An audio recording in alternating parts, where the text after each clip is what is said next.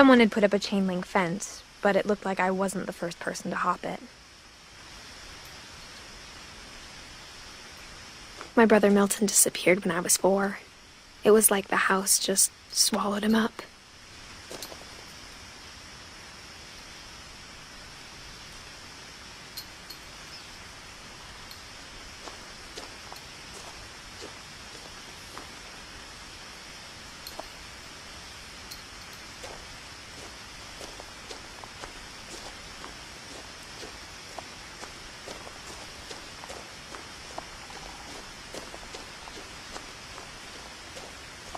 I lived here until I was 11, but I wasn't allowed inside half the rooms.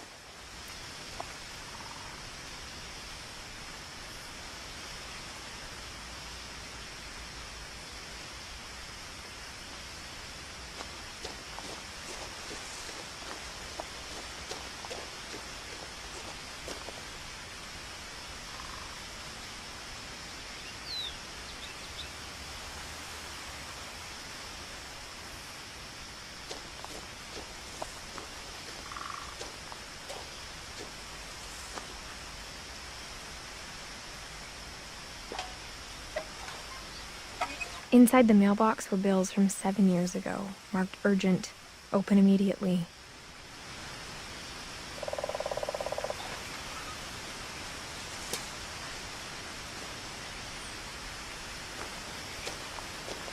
I hadn't been back since my brother Lewis's funeral.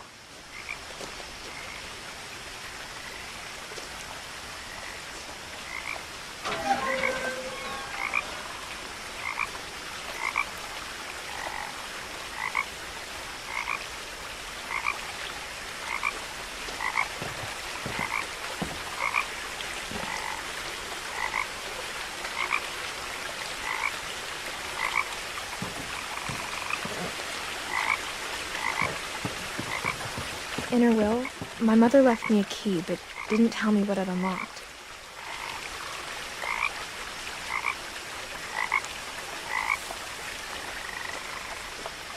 Maybe she thought I'd know, or she thought that the mystery would be enough to bring me back.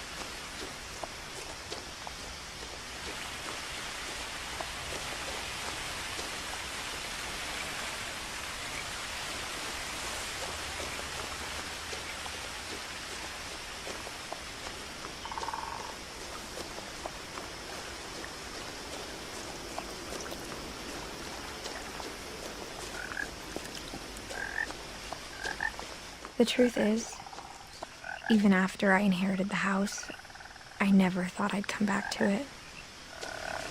But now I had questions about my family that only the house knew the answers to.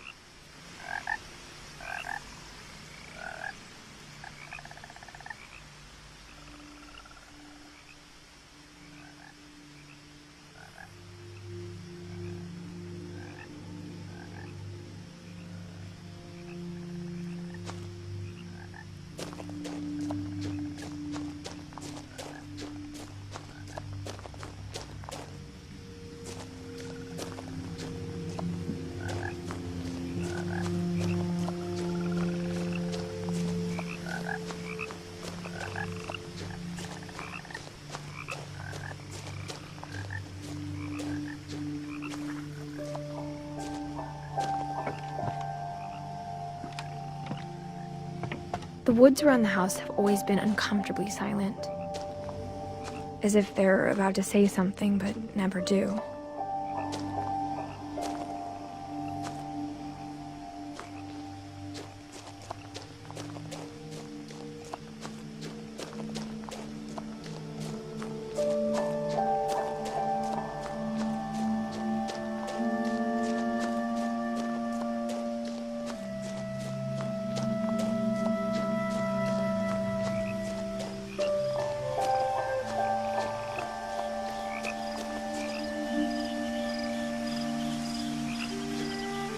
The house was exactly like I remembered it, the way I'd been dreaming about it.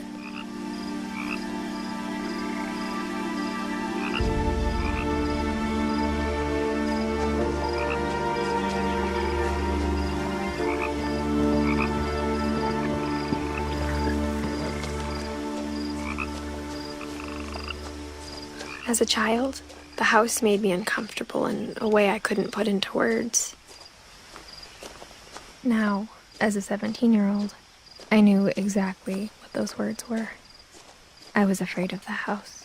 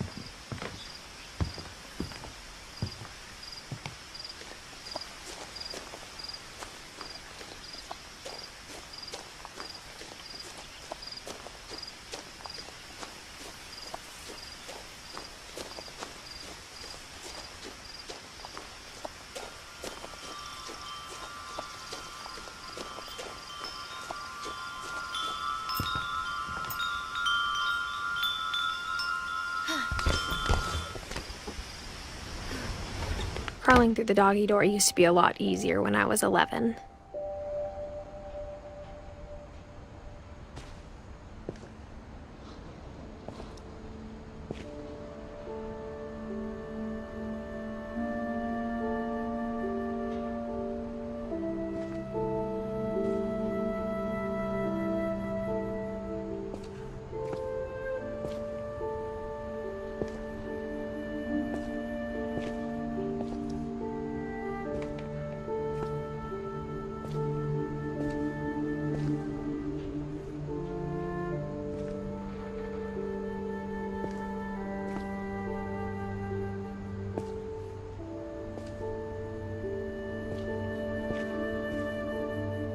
The power had been turned off the night we left.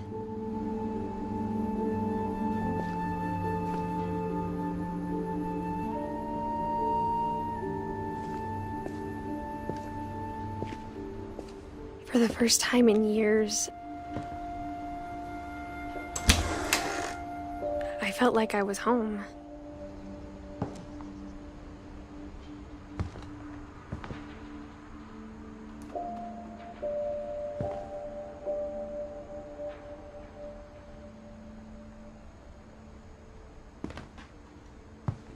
But instead of a family, there were just memories of one.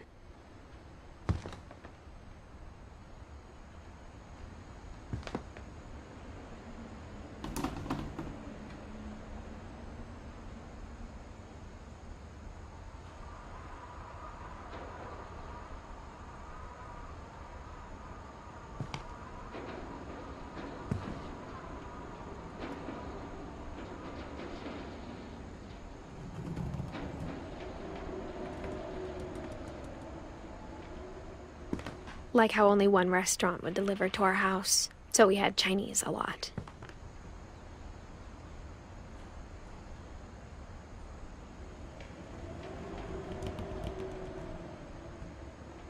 Or how after Louis started working at the cannery, we all got sick of eating salmon. Except our cat, Molly.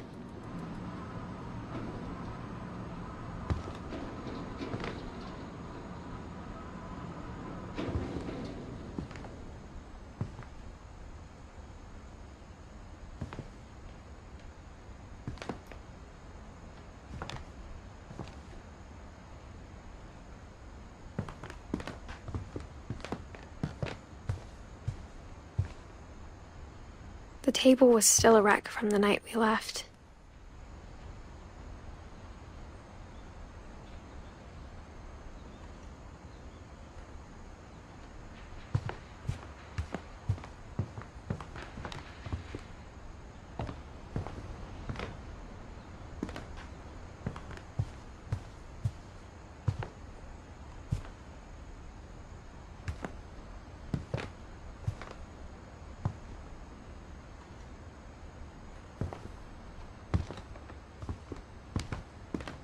My mom was the only one of us who could imagine great-grandma. It was like a bomb had gone off, killing everyone but sparing the furniture.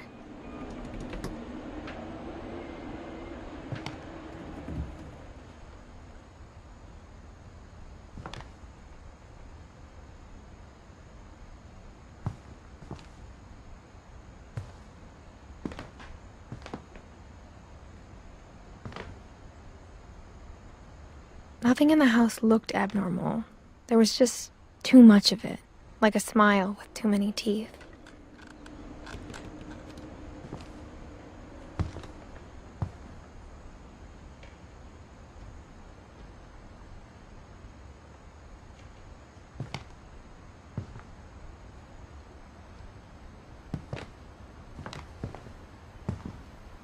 Even the fireplace had a story.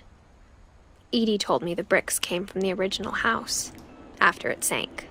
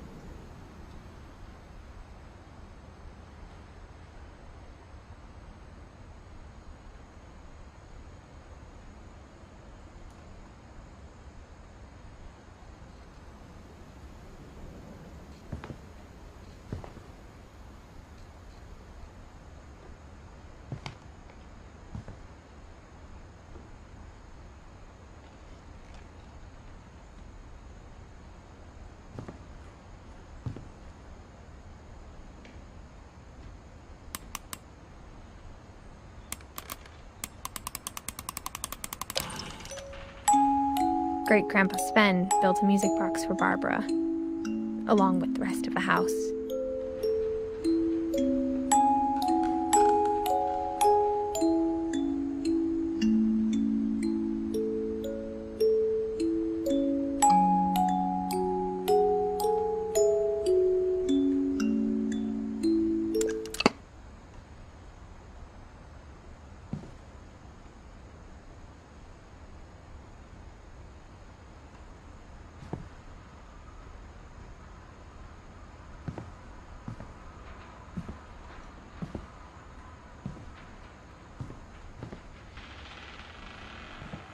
My mom wasn't much of an optimist, but she never stopped believing that my brother Milton was alive.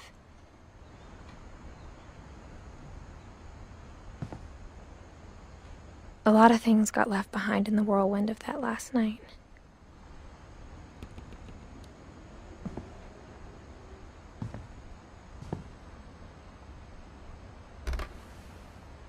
Edie told me once that every Finch who ever lived is buried somewhere in the library.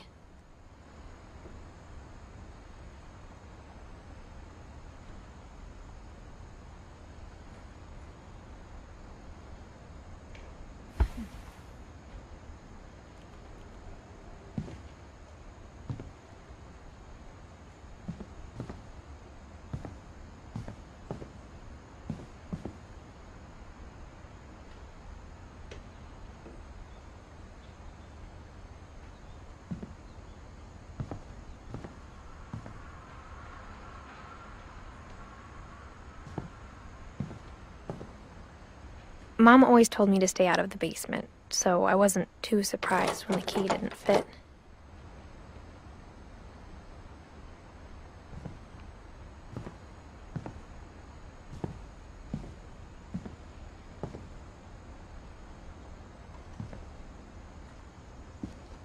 After Milton disappeared, Mom sealed up all the bedrooms. Then Edie retaliated and drilled peepholes.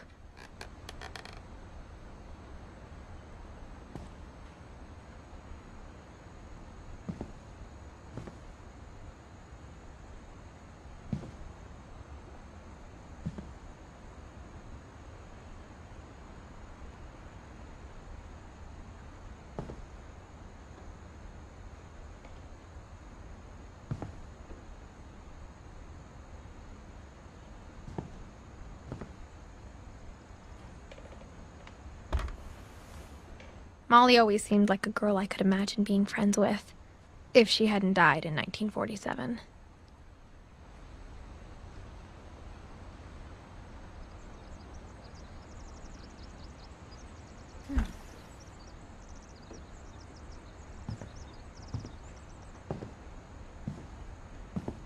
I spent a lot of time playing in Great Uncle Walter's room. I think my mom sometimes regretted not sealing it up.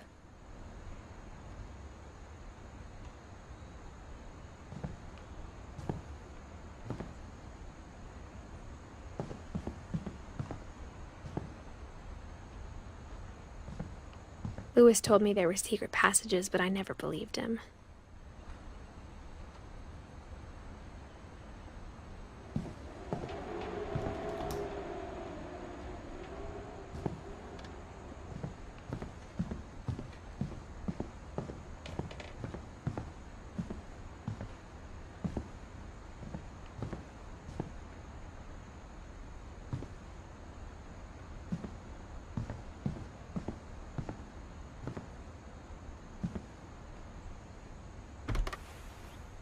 The last time I was in Edith Sr.'s room, I was 10 and she was painting my portrait.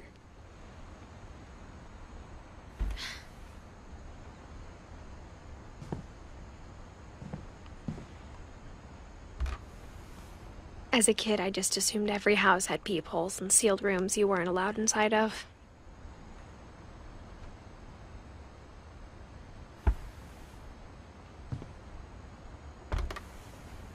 My Grandpa Sam spent 7 years sharing a room with his dead brother, Calvin.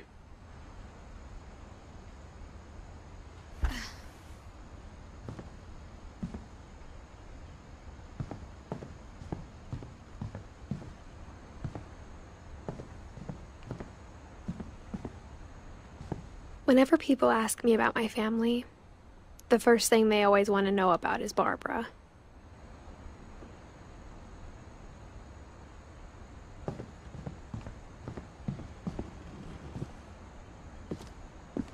Mom must have locked the third floor stairs on the night we left.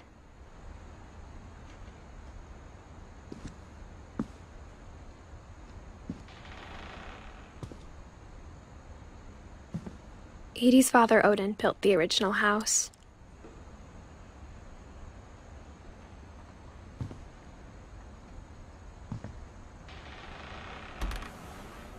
Barbara was a child star for 2 years, until America grew out of it.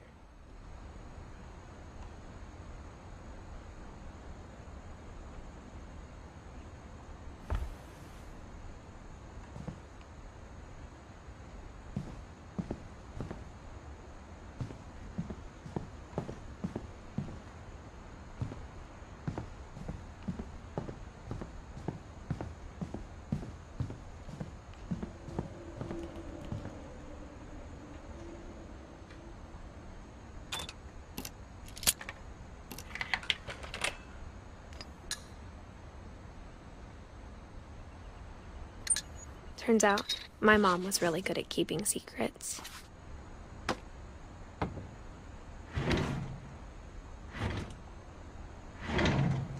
Now it was time to find out what my mom had been afraid of.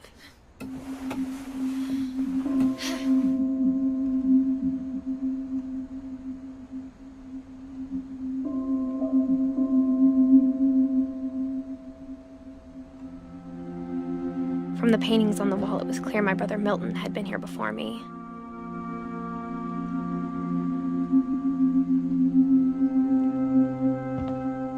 Reading this, maybe it sounds like I had a plan.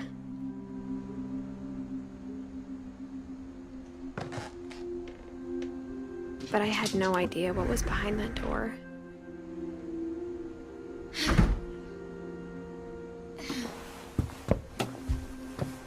Just like I had no idea where all this was gonna lead.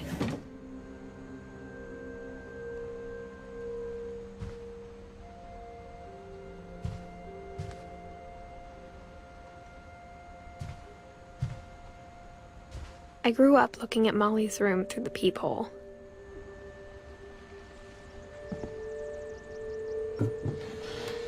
Molly's gerbil had a tiny bedroom with its own even tinier gerbil cage.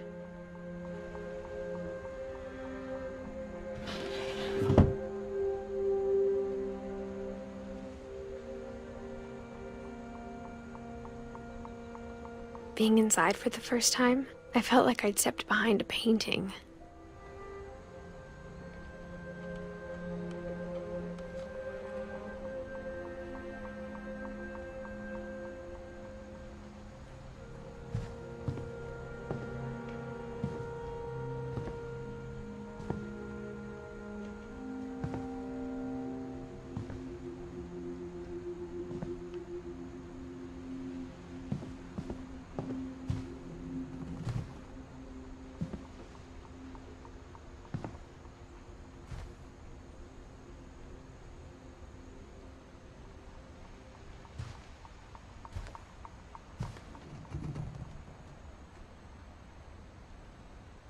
I got the sense Edie had spent a lot of time here, before my mom sealed the doors.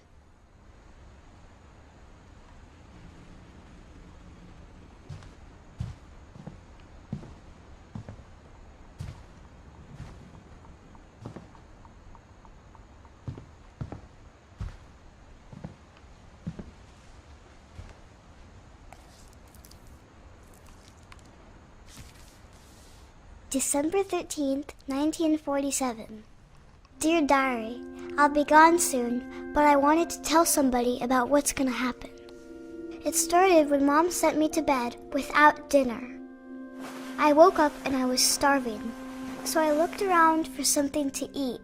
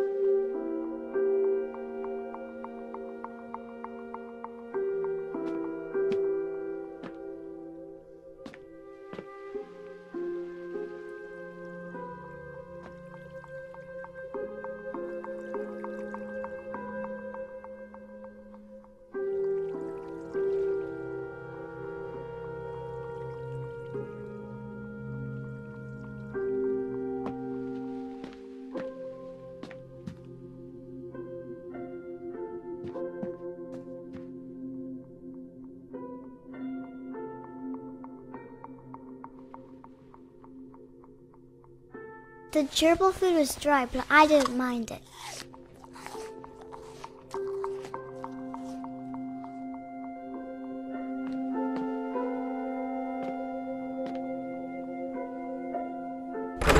Mom, can I come out now? Sweetheart, it's late. Go to sleep.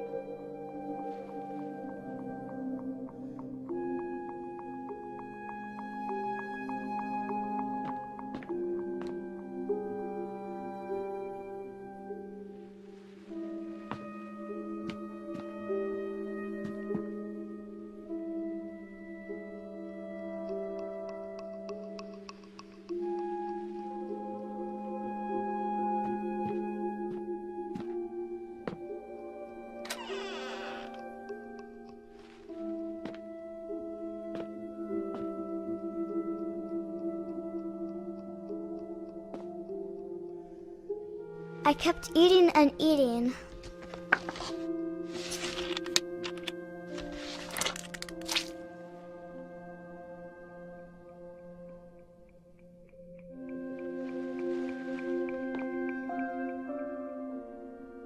I ate a lot of things that night.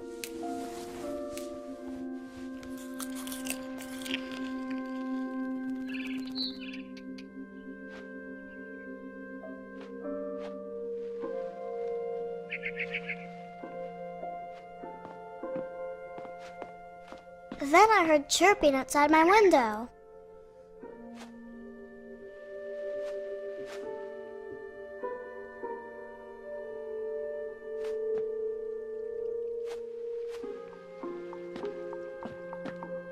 It was a barn swallow going back to her nest.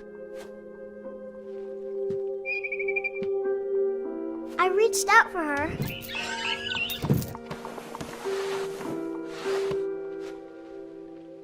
And suddenly, I was a cat.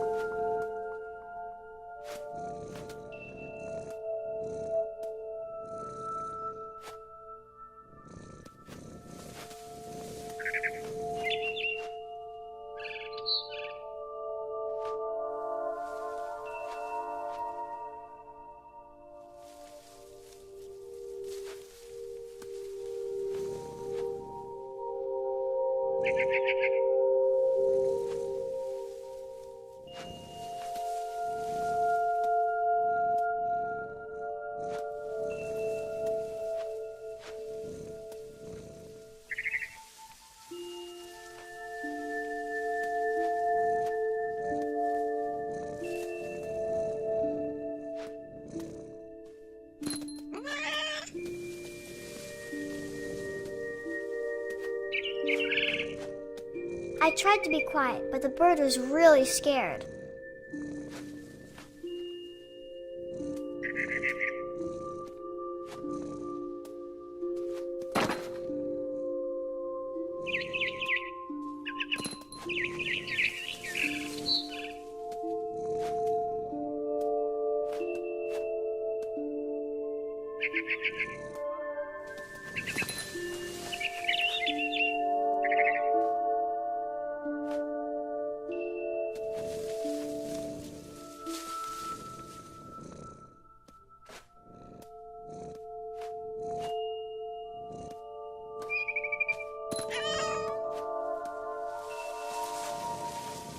Mom and Dad didn't even look at me.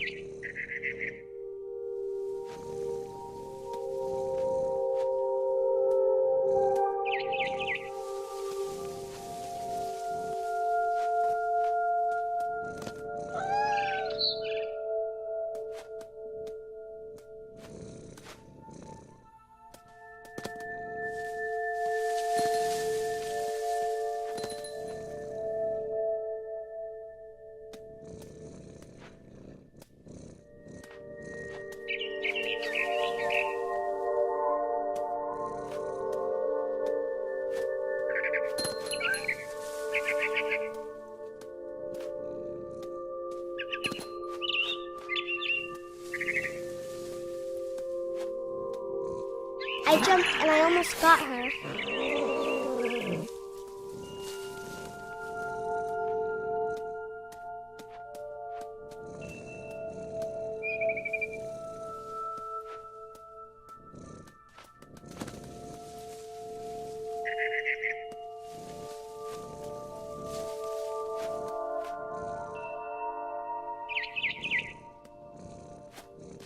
I could tell she was getting really tired.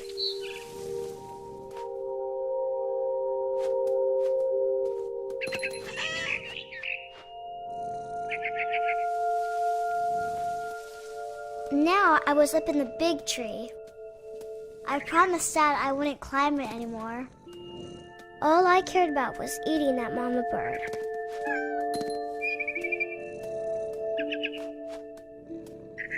I gobbled her up. And suddenly, I was an owl. First, all I heard was the wind. Then I heard little teeth nibbling in the grass.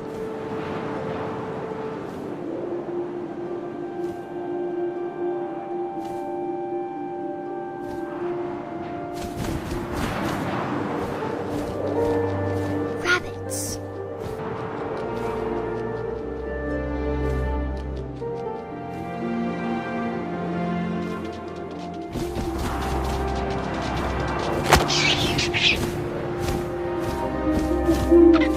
I imagined his face looking up and seeing mine through my talons.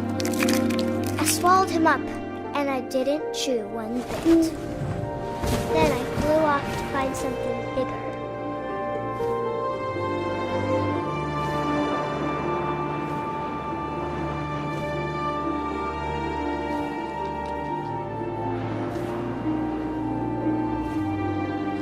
A mama rabbit.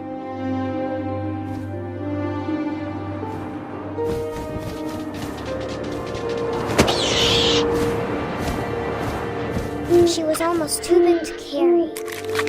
I started choking, but I couldn't stop eating. And suddenly, I was a shark.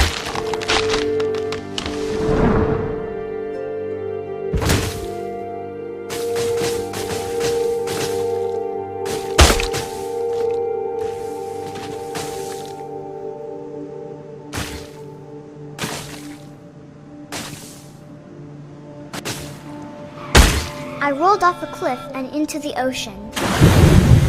Now, I was hungrier than ever.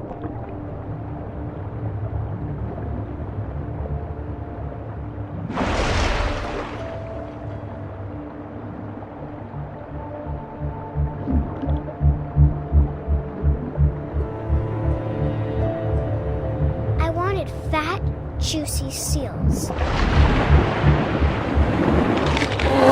I tore off her flipper, and it tasted really good.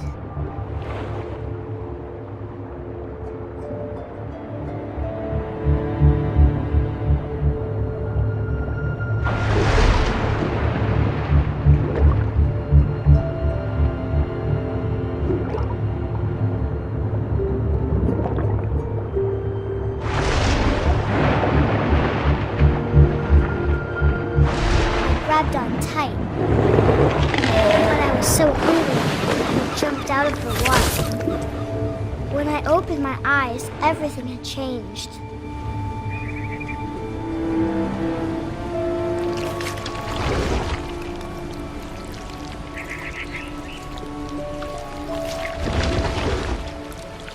Now I was a monster, and I smelled people everywhere.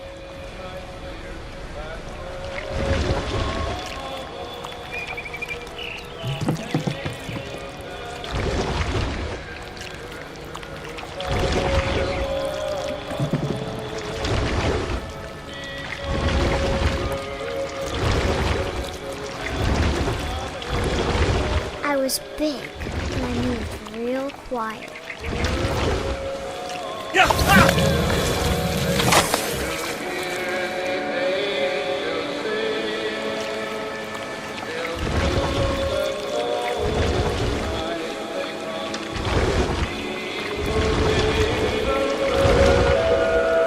I wanted to stop, but also I didn't.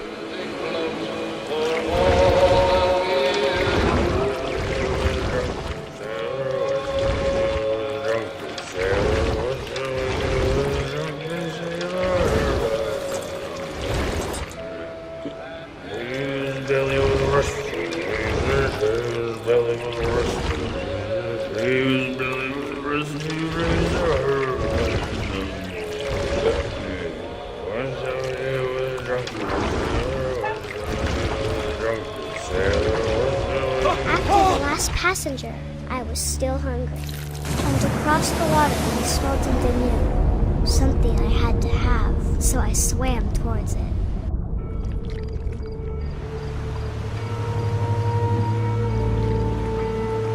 I slithered onto the sand, and the good smell went into an old pipe.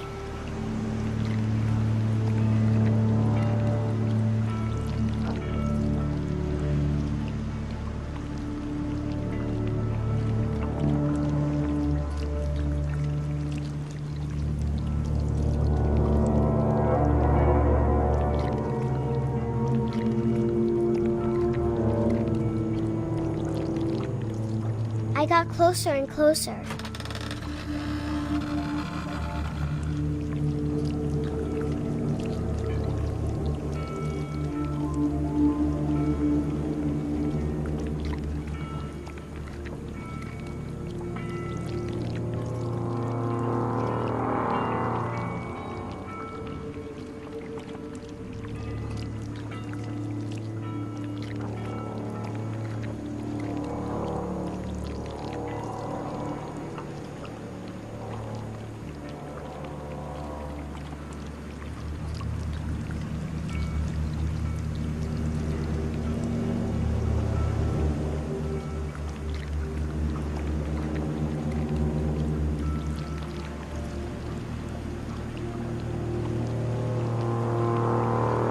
all my stomach started growling. And suddenly, I was me again. I held my breath for a long time, but I couldn't hear anything. I think it's waiting for me to fall asleep. But it's not going to wait much longer. It needs to feed, and we both know I will be delicious.